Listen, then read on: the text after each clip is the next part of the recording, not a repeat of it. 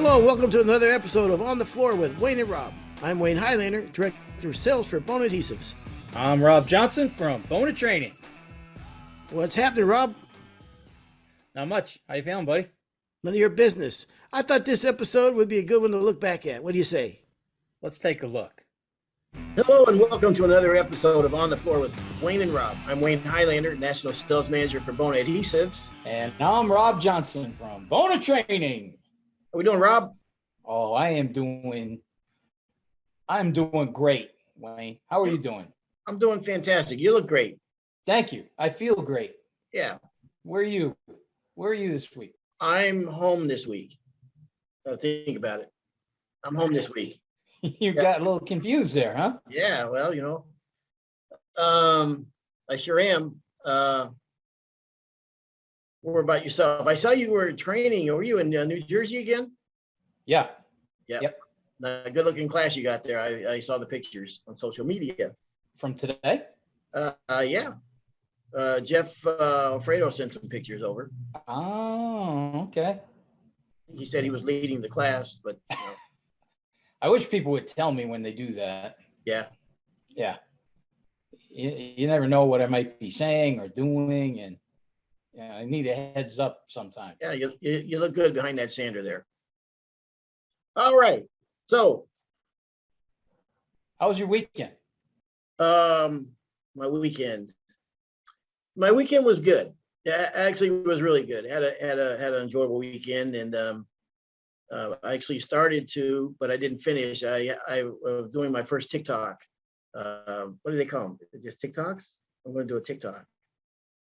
You're a TikTok guy now. TikTok video. I'm not, but like I said, this is going to be my first one. Did you join TikTok? I mean, you're in, right? I don't do anything with it. I'm on TikTok. I follow some floor guys on TikTok. We talked about this the other day, but I've never done a video yet. Although I'm going to, and it may be just my one and only. What are you going to do? I'm going to do a public service announcement. Oh, okay. Yeah.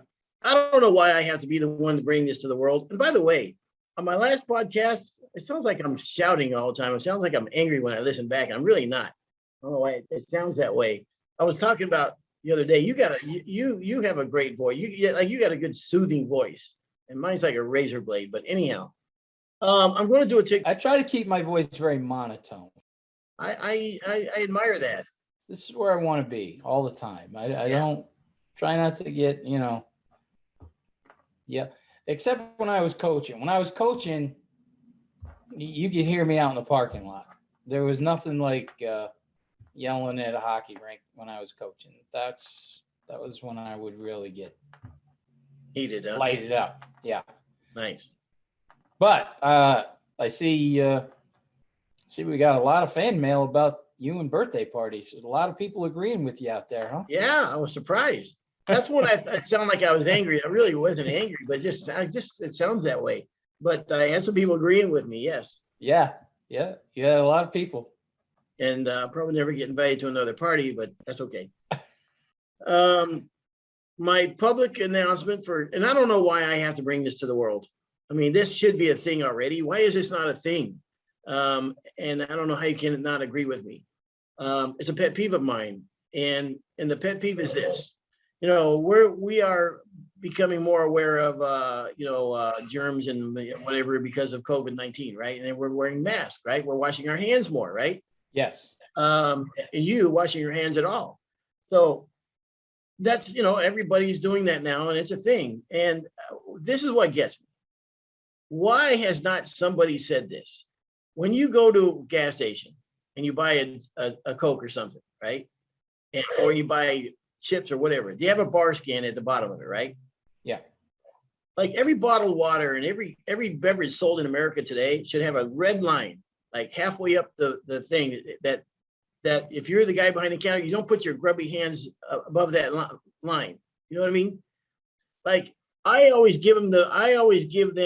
put the scanner thing where they can scan my drink without even touching it, right? Like I go here and they just, boom, they can scan it. But every time they take their grubby hands and the guy behind the counter and he starts putting his hands right where your mouth is going to go all over the Coke, look, you know what I mean? You don't need to do that anymore. That's why we fist bump now, right? We don't have to shake hands. So why isn't that a thing where everybody doesn't know not to put your hands all over?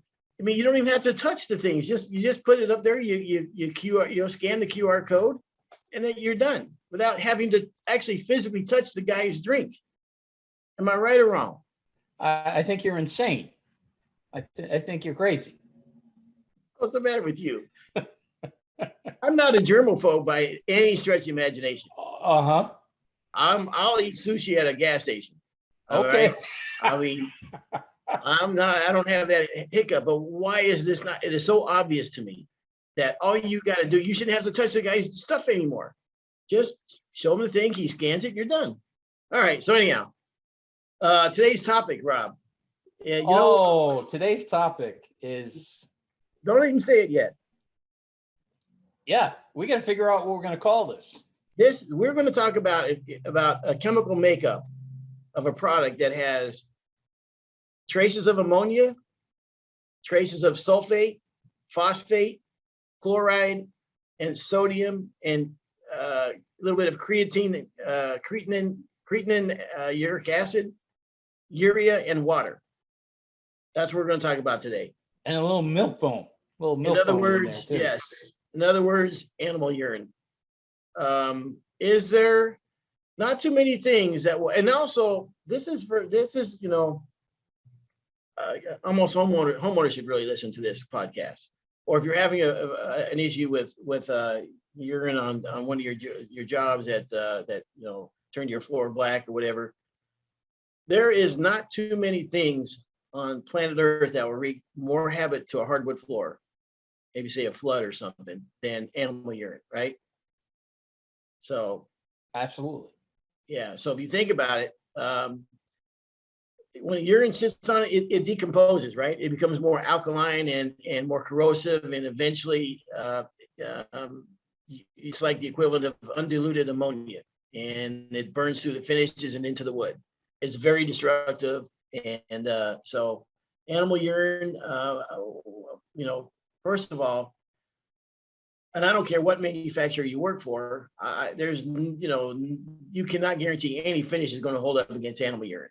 You just can't. I mean, that's some nasty. I mean, Traffic HD has got some amazing chemical resistance, but if you're letting urine sit on top of it, I don't know how long that chemical resistance is going to go for. And not all urine is the same, too. What are we going to call this show? Are we going to call it urine stain? Urine stains? Pet stains? We'll just stick with number one. Pet stains, the glamorous side of refinishing floors. Yeah. Is there anything that smells worse than when you run a sander across a floor that has pet stains on it? No. And have you ever had this before where the homeowner swears up and down the stains are not from my dog? It is not. And then you run the sander or the machine, and it's like, okay, maybe I'm not smelling what I'm smelling, but that's urine. Okay. One of the first jobs Bum ever worked with me on, I mean, literally one of the first jobs, we're taking out the carpet, and it was it was an old couple, and they had an old dog and a cat, and you know the deal, right? So we start rolling it up. We pick up the carpet, and we're hauling it out. And he goes, "Oh my gosh, this is all wet. They must have spilled water or something." And I said, "Oh no, that's definitely cat urine." Yeah. And he like drops it. He goes, "It's all over me." I go, "Yeah, I know. Don't worry about it. Okay, it'll wash off. You're not going to eat lunch right now, so Okay. Yeah, you'd be fine. Yeah. Okay, that's." Do you know something that it actually can be very bad for you, health-wise. I hope he's not listening to this. Well, it's too late now for him, yeah. But for little kids being around heavy doses of it, and even adults, but especially little kids, that's some nasty stuff. I mean, it really is. So just keep that in consideration. We once did a job that it wasn't a pet. It was an older lady that was living in the room. she was kind of staying with his family and for a long time. I mean, she lived there. Yeah. And that's when I found out that, wow, the human stuff is just as bad as the cat, because I know for a fact that cat is much worse than dog. Yeah. And sometimes, That's true, by the way. That is not a myth. That is true. is it really? Yes. Yeah. Well, the people one was pretty good too. That was right up there with cat. Well, I told you my story years ago. I don't know if you remember it or not, but I did an estimate one time, and there was a man and lady, older man and lady, and there was a lady there in a wheelchair. And you know, it was in whatever house, nice house, but it was run down. It hadn't been, you know, they needed to be, you know, remodeled, whatever. But it was a nice house in a nice neighborhood. So underneath the carpet, he said the boards are starting to cup, or he didn't know what the expression was, but he said, but they're lifting up or whatever. So I said, yeah, you can kind of see it. And I walked through the carpet, and the carpet, you know, should have been changed out 20 years ago. And I could feel that the floors were cupped underneath it. And I said, how long have you noticed? How long have you have you noticed this? He goes, it's been coming on for quite a while now. I said, all right. I said, do you mind? I said, I can't see underneath the rug. Do you mind if he goes, oh no, the rug's got to get thrown out anyhow. You can do whatever you want. So I took a razor knife and I cut an area back, and I'm on my hands and knees. I'm on my stomach, and I'm feeling around how far this is going to go back. And as I'm on my stomach and feeling up there under the carpet and everything, and I can start smelling urine, whatever. And I said, do you have any dogs or animals or anything? Where this is coming from? And he points to the old lady. He goes, yeah, she's what's that? What's that word? That she's incontinent. And points at her, the old lady in the wheelchair. I'm thinking, dude, you saw me get down on my stomach, reaching under there, and now you tell me it's from her peeing on the floor? What the hell's the matter with you? So, yeah, that was an expensive job. Oh, that's why we got to call this one the glamorous side of refinishing floors. Yeah. Yeah. Because that's just pure glamour right there. Yes. One was carrying it. You were laying in it. You were laying right down in it. Absolutely. And the guy watches you too. Yeah. Thank you. Yeah. Your estimate just doubled, buddy. Yeah. It's the truth. All right. So I'm going to go through and read some of this, Rob, because and to tell you, when a homeowner says, hey, well, I can't, I'm very surprised the dog peed on the floor. It wasn't there very long or whatever. And it discolored the floor. You can Google on the internet. There's like 1,000 articles will come up on animal urine on floors. So you talked about cat urine. Cat urine contains amounts of ammonia. It is especially concentrated in cat urine. What's more, once a pet urinates on the carpet, if it's not cleaned thoroughly and immediately, the water in the urine evaporates, leaving behind even more concentrated ammonia. Removing cat urine smell from hardwood floors can be challenging. For a home solution, you can go with hydrogen peroxide, apply directly to the affected area, pour the hydrogen peroxide over the stain, then cover it with a clean cloth soaked in hydrogen peroxide, cover the cloth with plastic wrap, weighting it with a book if necessary, allow this to sit overnight, at least 8 hours. Here's the problem with this though. And by the way, we make no guarantees or operating only suggestions. All right. We're not saying, hey, this is what you need to run out and do, because the hydrogen peroxide can also discolor the floor, right? It can bleach the floor out like. So, sometimes and here's the answer. If you come upon urine damaged floors, you got to count on replacing the boards to me. And I know you got a stain form that you want to talk about too, but we'll talk about that as well. But if I'm bidding a job and there's urine stains on the floor, it's a tear out every time, 100% of the time. If I'm wrong, the 3% of the time that I'm wrong, that's a win. All right. Well, good for you. We didn't have to tear it out, but I'm going in with the expectations of, if you got animal damage, urine damage, whatever, them boards are coming out. That's it. Period. That's it.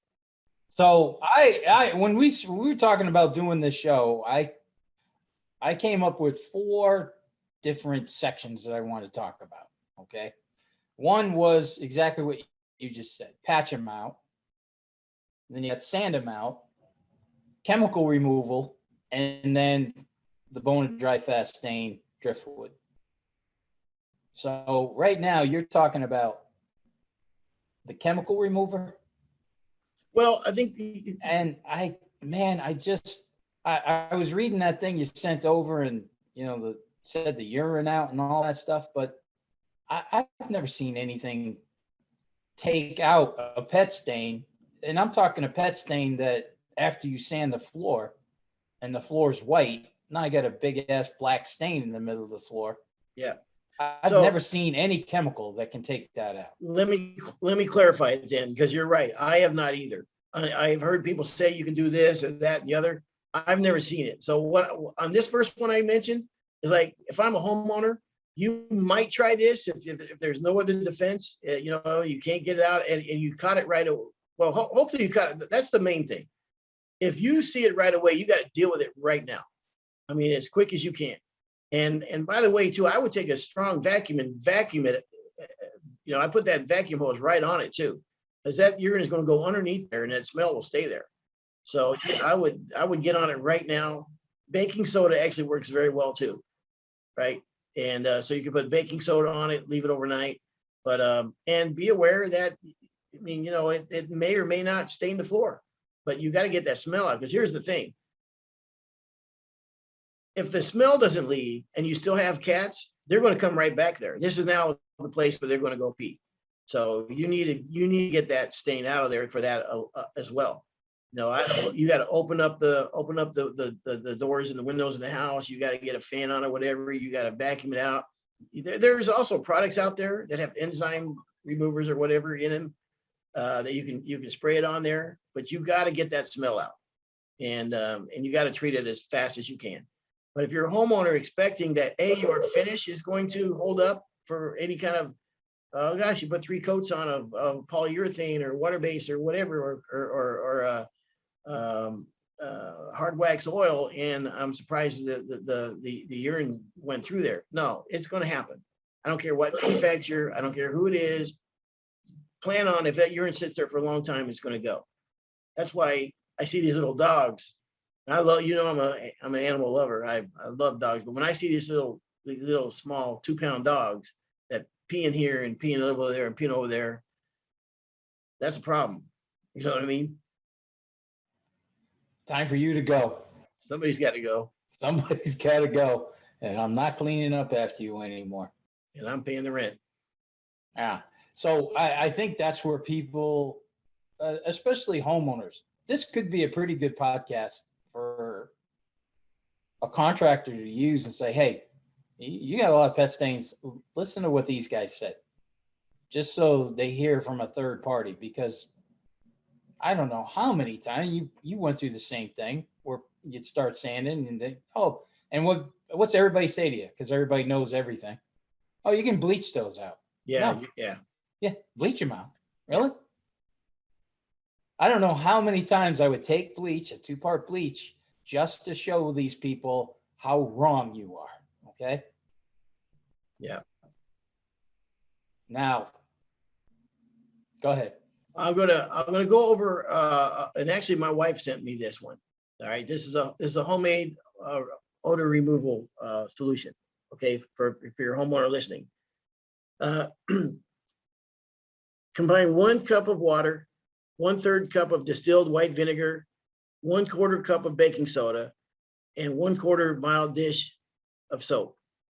That's a lot of 1/4s. So I'm gonna say it again. Combine 1 cup of water, 1/3 cup of distilled white vinegar, 1/4 cup of baking soda, and 1/4 cup of mild dish soap. Place the solution, all the ingredients, in a clean spray bottle and shake vigorously to mix.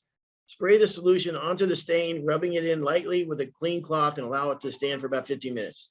Rinse the solution away with a damp cloth and allow it to dry thoroughly. Okay, so that if you caught it early enough, that might be a solution that might work for you. Okay, take it from a lady that has 5 cats. Although our cats are super good about it. They don't pee in the house, whatever. I mean, at least they're not that age where they do that. And they're, so also I'm just going to say, if you do have cats, have enough. You should have 1 litter box per cat, right? I don't believe I'm going down this road.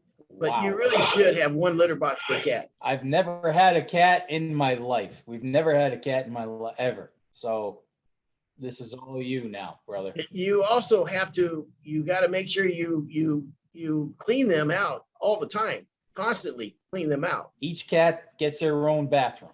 Absolutely. If a cat doesn't like what it sees, it's going to go somewhere else. So you gotta, you know, if you're going to have cats, you got just like dogs, you have to clip their nails and whatever. If you have cats, you really need to do that. I don't care. So you got 5 cats, and so you got 5 cat boxes. Well, we've got 4 now. One of them died, but so we got 4 now. Plus the 2 strays that we feed outside. They don't get a bathroom. They don't get a bathroom. They got their world. And you know, what cracks me up is that we let our cats out. They'll be out for 3 hours and then come back in and use the litter box inside the house and go back out again. It's like, dude, you're outside for 3 hours. So anyhow. So there should be, I just want to make it clear, there should be no expectations that your finish will hold up to, and I would say this no matter what manufacturer I'm working for, that it will hold up to urine damage. That like I say that all those ingredients I read out, and then the water evaporates out, then it just makes it even more concentrated. It burns that finish. And there also should be no expectation that the boards will sand out on a sand and finish job. You may get lucky, but it is a rare day indeed that you will.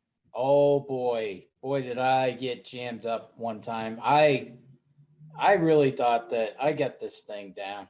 Okay. I can sand out anything. I was on a really good tear there. Couple of years, pet stains, don't worry about water. I got it. You don't have to worry about a thing.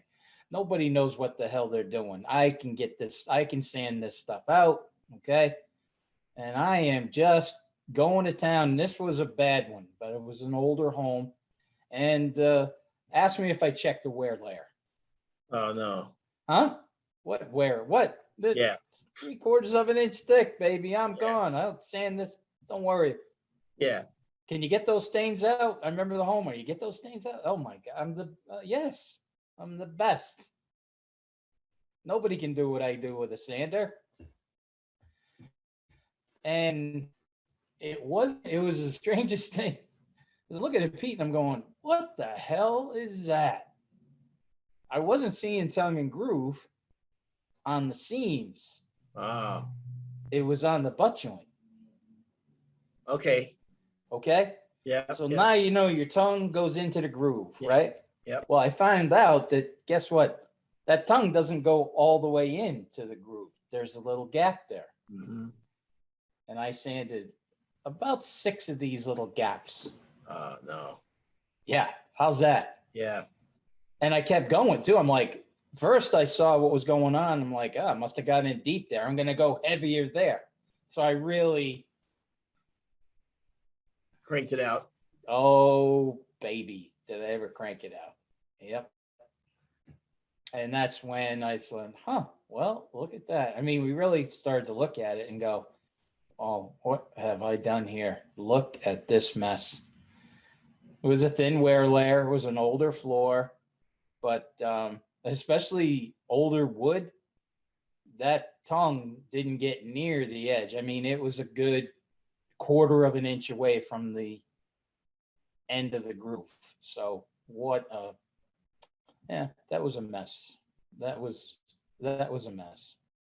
Yeah, there's nothing like taking on work like that when it was not in the plans.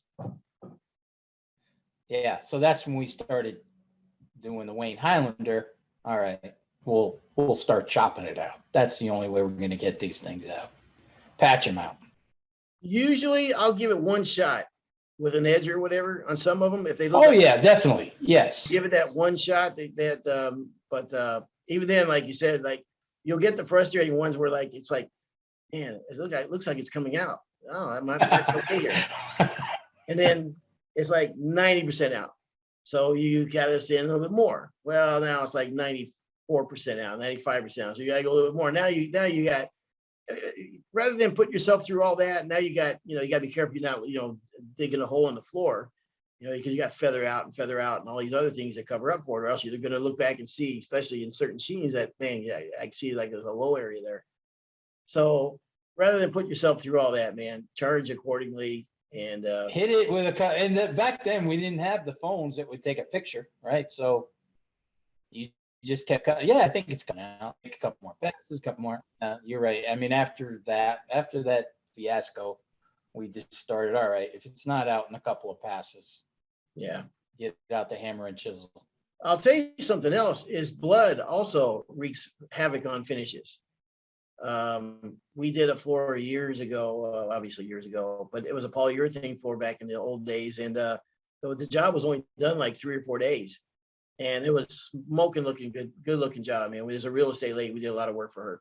And she called like within the first week, said, "Oh, my daughter, she cut herself and the blood's on the floor and it stayed on the floor." I'm going, I can't see that, man. And that was as black as could be, where that blood was. And then it went right through the wood. So yeah, there's certain things that and the expectation should not be on the flooring contractor that this finish will hold up to these certain things. I mean, you know, if you look what's at, and again, I'd say with any manufacturer, when you look at what's asked of finishes, and all the testing that's done with mustard and different, you know, all the different chemicals and nail polish and all these different things that you put them through, you could put urine and those type of things on any kind of finish. You know, it's not gonna hold up. It's when stuff starts to dwell. That's when you really get into problems. I mean, it'll, you know, all finish will hold up as long as you get it up. But if it dwells, yeah, and that's the issue you run into with area rugs and things like that. You got good finish underneath there, but you don't know what's there. So that stuff could be there for months and months and months. Yeah. Speaking of that, you can actually get pet-friendly area rugs. If you know that your dog, you have a pet that have accidents, different areas, you know, and they usually occur in certain spots in the house. You can get washable, pet-friendly area rugs that you can put down that will help soak up the urine and absorb the odors. So, you know, also keep that in mind. So, you got a name for them? pardon? You got a name for it? Washable area rugs. I just said the name.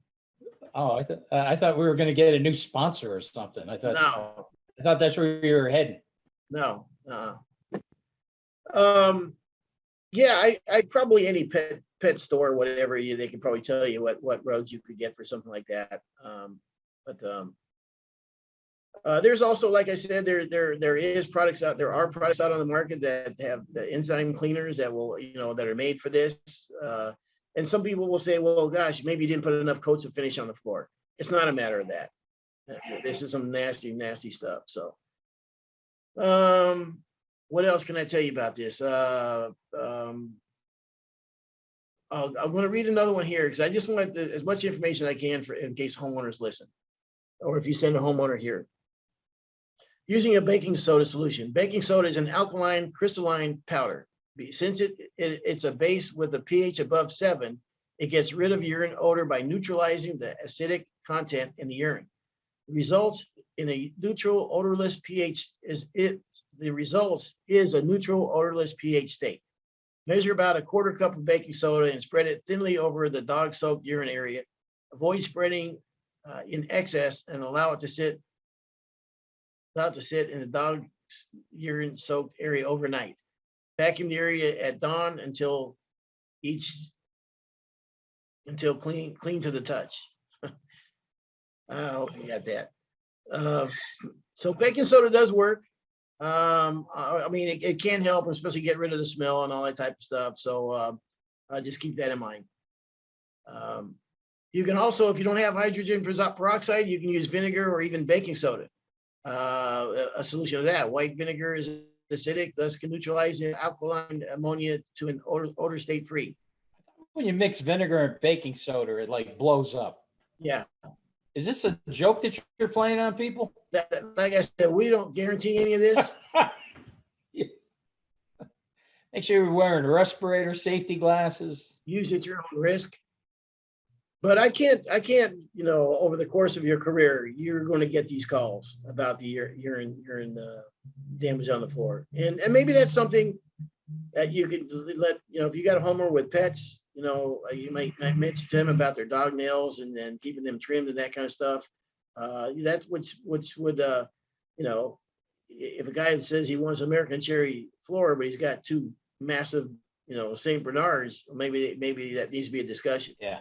Maybe it's not the floor for you. Yeah. And sometimes, you know what? There is no floor for you. You know what I mean? You're an animal yourself.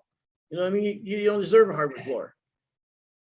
There's some people out there too. You see the kids riding their bicycles across the roller skating across the floor and riding bikes across the floor, and their pets are going all over the place. You haven't even finished the job yet, and the dog's crapping on the floor. There is no floor for you. You know what I mean?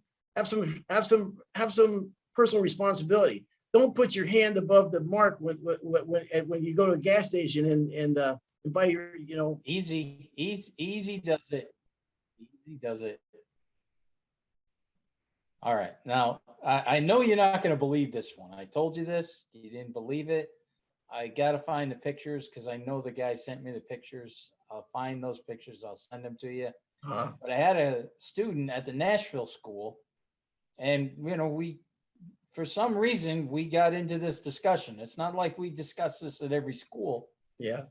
And this guy said, hold the phone. You got to see this. Now, he showed me a sanded floor, okay? He sanded the floor, hadn't done anything to it. Okay. And it was the nightmare, right? 20 spots in one room. Okay. 20 pet stains. He then puts down Bona Driftwood stain. Okay. And they almost completely disappeared. No kidding. It was unbelievable. Okay. I could not believe it. I remember when you heard that and you showed me those pictures and talked to me about that shortly thereafter. I did show you the pictures and you still didn't believe it. Well, I'm just saying, I get it. Like, I can see it helping, just be careful. It's worth a shot. Yeah. Okay. Fair enough. It's worth a shot. Okay. Because that just impressed the hell out of me. The first shot is if somebody doesn't want driftwood stain, well, yeah, you're out. Then you're not going to, right. Then we're out of the game. But if they like the driftwood stain, if they like that color and they do have a nightmare, the jobs I'm talking about where you're like, well, this is a tear out type of a job, right? There's that many stains there. I was just blown away with that driftwood. So that brings up a couple of things. One is expectations. People say, well, okay, you can't sand them out. I don't want to spend the money to take them out. So why don't you just go with a darker stain? Well, to what I always tell people is, it is always going to be that much darker than the rest of the floor. Now you may get a stain that will disguise them more. Okay. But be aware that it's always going to be that much darker than the rest of the floor. Here's the other thing. If you have a really bad urine stain and that strong ammonia has been there a long time, and you say, okay, well, the homeowner says, I don't care if you sand them out or not. I just want to sand the rest of the floors and leave that. Be aware that area might cause problems with your finish, right? Because again, you've got all that ammonia and all those other chemicals. You're introducing all sorts of chemicals that we've never tested. Yeah. So, I've seen it wreak havoc on finishes, oil and water. Yeah, so that might be an issue. So I think that's something to consider. So again, I think really you have to, coach their expectations. And really, best course for me is to say, hey, these got to come out. These boards got to come out. Chop them out. Yeah. But the other part of this is that the homeowner needs to be aware or be responsible enough that, or at least to understand that if your animals do go on the floor, and I love, like I say, we love pets and dogs and all that kind of stuff too. But if they do urinate on the floor, then it could be a potential problem that you're going to sorely regret. So I told you about my dog Headley. My favorite picture in my life is a picture of my dog with Judy. I'll show you that picture, and it's the two of them together. That is the favorite picture of all the pictures I've ever had in my life. And I was a hardwood floor contractor at the time. And Judy has always said, don't bring home a dog. I don't like dogs, especially big dogs. I mean, that was given. We were probably married about 10 years or more at this time. That I was doing floors. I was a flooring contractor. I pulled up the gas station to get gas. And as I was putting the gas in the van, there was a police car a few aisles over from me, right? I saw he had a guy in handcuffs. And I also saw the top of the dog, this dog's head. I mean, from his shoulders up, I could see his head, right? Massive, big head on this dog. Looked like a Rottweiler Shepherd mix. And so I went to pay the gas, and I asked the cop. I said, "What's the deal with the dog?" And he said he was this guy was using him for bait for pit bulls for fighting. Oh, Yeah. So I went back to pumping the gas and everything. I say the dog pound is coming, whatever. So dog catcher, whatever. So I said, hey, what are you gonna do with a dog? He goes, we called the pound. He's going to pound. He goes, as big as he is, they'll probably put him to sleep. I said, oh, man. Okay. So I went back and started pumping the gas, and I went, man, I can't do that, man. So I went to the cop. I go, hey, I said, I'll take the dog if this is what's going to happen to him. And he goes, you mean you'll take it? You'll take him? You'll take care of him? I said, hey, if I say I take him, that means he hit the lottery. Okay. He goes, hey, he's yours. I said, all right. So now I got this dog who's massive in frame, but he was skin and bone, like he was underfed. And he had blood on his chest, and he had blood on his paws and scars on his paws. So I think I gotta get this guy in a van. And I was loaded down on the side, so he's got to go in the passenger seat. So now I got to pick him up, this big dog who's been abused, you know what I mean? And I don't know if he's going to. So I took my belt off, I put it around his neck. I started petting him, like he was pretty docile, you know what I mean? But I had to get him up into the van, and he didn't bite me or whatever. So all right, that's cool. So I got him home, and he jumped out of the van right away. And I told Judy, I said, don't worry about it. We'll figure something out. This is what his fate was going to be, and we'll do something. So she had just gotten, she was between jobs. So so the next day she took it to the vet. She got it, they gave it a bath, they give it the shots, do all this stuff. And from that day on, I was a guest in their house. I mean, that Judy were inseparable. And he had the rest of his life. He had a great life, man. I mean, he was well taken care of, and he was mad. And then he still had the scars all over him, but he was so big, people used to cross the street when we walked with him. I mean, and he just was a mean looking dog, but he was as gentle as could be. So anyhow, there's my dog story. So now you see, this, hopefully people who heard you complaining about kids' birthday parties thinking, boy, he's something, man. He's evil. He's pure evil. Yeah. Hopefully they heard this story too. Yeah.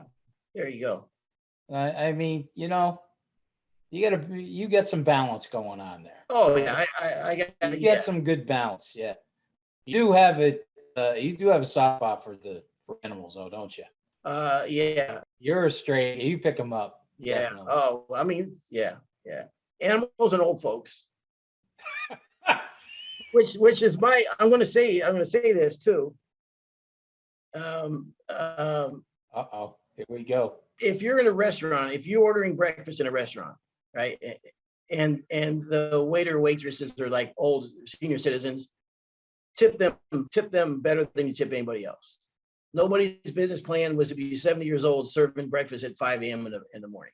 So to take that into consideration, and also, you know what else about that? I want to interrupt you here. I know that's one of my bad habits, but I always tip breakfast people heavy. Yeah.